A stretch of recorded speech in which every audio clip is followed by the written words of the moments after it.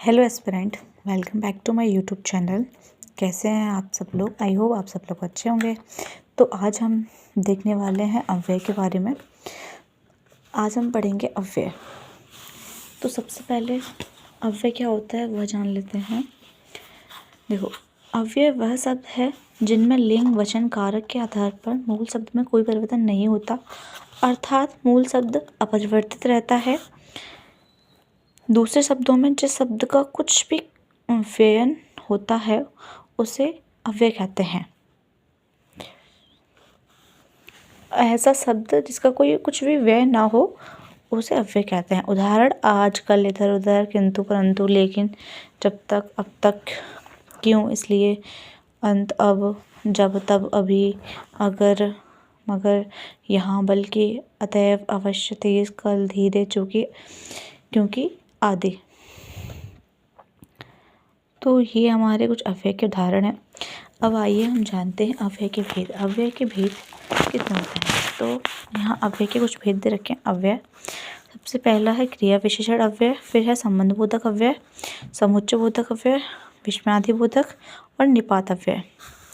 तो जो क्रिया विशेषण अव्यय है उसके भी कुछ पार्ट्स हैं। स्थानवाचक क्रिया विशेषण, कालवाचक क्रिया विशेषण, प्रमाणवाचक क्रिया विशेषण और रीतिवाचक क्रिया विशेषण।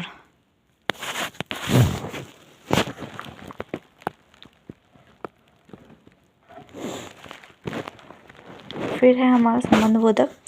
ऐसे संबंधबोधक में स्थानवाचक अव्यय, दिशावाचक संबंध बोधक अव्यय, कालवाचक संबंध बोधक अव्यय, साधनवाचक संबंध बोधक अव्यय, कारणवाचक संबंध बोधक अव्यय, सोमवाद बोध अव्यय, विरोध सूचक, समता सूचक, हेतुवाचक, सहचर, संग्रहवाचक संबंध। ऐसे ही है कुछ समुच्चय बोधक के भेद। समानाधिकरण समुच्चय बोधक अव्यय, व्यधिकरण समुच्चय बोधक अव्यय। ऐसे ही विस्मयादि बोधक के कुछ भेद दे रखे हैं। ऐसे ही निपात के भी कुछ भेद दे रखे हैं। तो सबसे पहले अब हम जानते हैं क्रिया विशेषण अव्यय के बारे में। तो जिन शब्दों से क्रिया की विशेषता का पता चलता है क्रिया विशेषण कहलाते हैं। जैसे वह धीरे धीरे चलता है, तो यहाँ पर हमें क्रिया की विशेषता का पता चल रहा है। तो वह चल रहा है, कैसे चल रहा है? धीरे धीरे। तो यहाँ क्रिया विशेषण अव्यय हो गया। कल मेरा पेपर है, तो यहाँ पर जैसे पेपर का मतलब है, लेकिन वो किसका है? मेरा। तो ये हो जाएगा हमारा क्रिया विशेषण अव्यय। कल वो कुछ नाराज था, तो नाराज था, तो यहाँ पर जो कुछ है वो हमारा क्रिया विशेषण अव्यय। आज क्या होगा यह नहीं पता। क्रिया विशेषण अव्यय के भेद: स्थानवाचक क्रिया विशेषण और कालवाचक क्रिया विशेषण, प्रमाणवाचक क्रिया विशेषण और एक है रीतिवाचक क्रिया विशेषण। संबंध बोधक। अब नेक्स्ट हमारा संबंध बोधक अव्यय के बारे में पढ़ेंगे।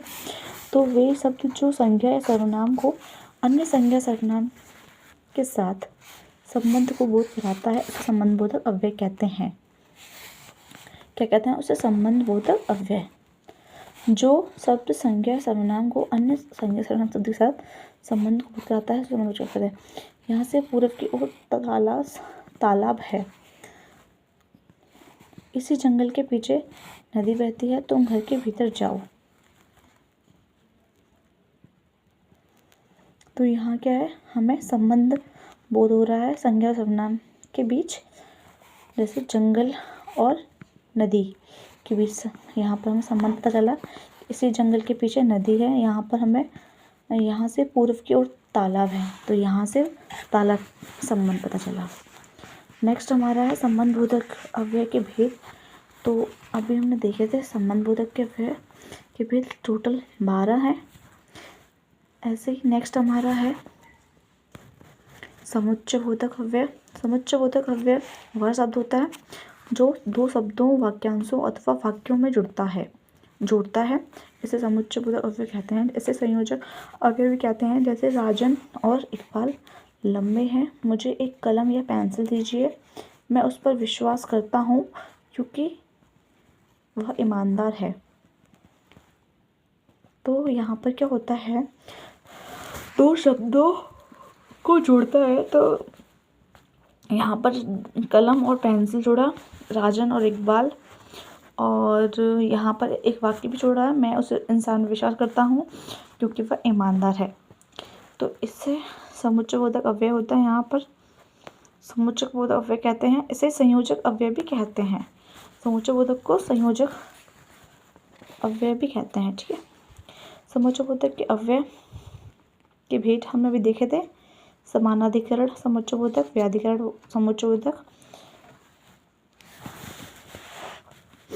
और नेक्स्ट हमारा है विस्मयादिबोधक अव्यय।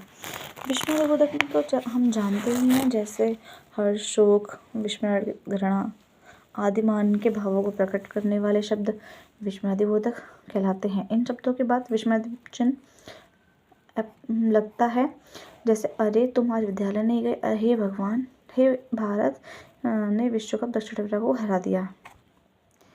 विस्मयादिबोधक अव्यय के भेद दे रखे हैं कुछ। शोक, तिरस्कार, स्वीकृत, हर्ष, भय, आशीर्वाद, अनुमोदन।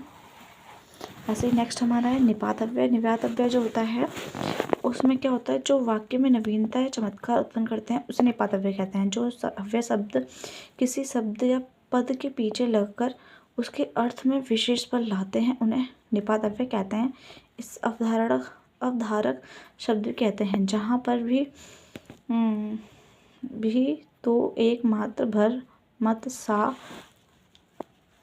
जी केवल आते हैं, वहाँ पर निपात अव्यय होता है। ठीक है, जहाँ पर ये शब्द आ जाए भी तो एक मात्र भर स मत सो जो केवल आते हैं, वहाँ निपात अव्यय। से प्रशांत को ही करना होगा यह काम, तो यहाँ पर जो आया ही तो निपात अव्यय होगा। सुहाना भी, तो ये भी आ गया तो ये भी निपात अव्यय। तुम तो सोनम डुबोगे ही, सबको लुटोगे, तो यहाँ पर भी ही। वह तुमसे बोली तक नहीं, तो यहाँ पर तक आ गया। ऐसे ही इसमें तुम उसे जानता भर हो ही अभी। तो यहाँ पर जो है हमारे अव्यय खत्म समाप्त होते हैं। थोड़े से क्वेश्चंस देख लेते हैं। वह थोड़ा बीमार है, इस वाक्य में थोड़ा में कौन सा क्रिया विशेषण है? तो यहाँ हमें बताना है थोड़ा जो है हमारा कौन सा क्रिया विशेषण है। तो इसका सही जवाब होगा परिमाणवाचक क्रिया विशेषण।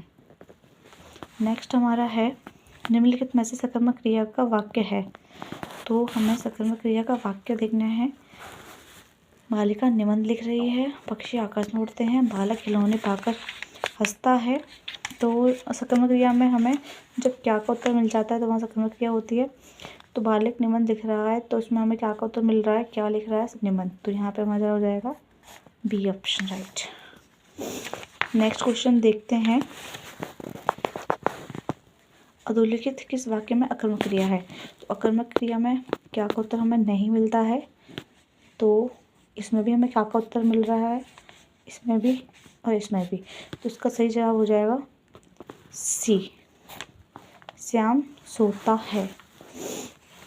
नेक्स्ट हमारा क्वेश्चन है मूल अकर्मक धातुओं के साथ प्रत्यय जोड़कर बनाई गई क्रियाएं धातुएं क्या कहलाती हैं? तो जो है मूल अकर्मक धातुओं के साथ प्रत्यय जोड़कर जो हमारी वो बनाई जाती हैं वो क्या कहलाती हैं? तो इसका सही जवाब होगा, हमें पता है साधिक सकर्मक धातु, जो कि है सी।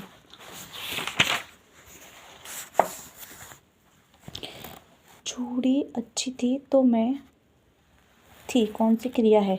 चूड़ी अच्छी थी, मैं थी कौन सी क्रिया है? थी, तो जो थी है वो है योजक क्रिया। राधा को पीट दो, इस वाक्य में कौन सी क्रिया है? तो राधा को पीट दो, यहाँ हमारी एक ही क्रिया बन रही अनुमति बोधक। नेक्स्ट है मोहन नित्य मंदिर जाया करता है, इस वाक्य में कौन सी क्रिया है?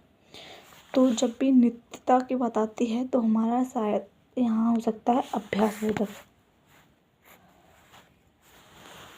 जहाँ क्रिया की रहने की इच्छा हो, अभी हमने पढ़ा था, जहाँ इच्छा बोधक हो जाता है वहाँ पर मुझसे खाया नहीं जाता, मुझसे खाया नहीं जाता तो ये हो जाएगा भाववाच्य। अव्यय के कितने भेद हैं? अव्यय के जैसे कि अभी हमने पढ़े थे 4 भेद होते हैं। राम राम और श्याम, राम श्याम और मोहन गाना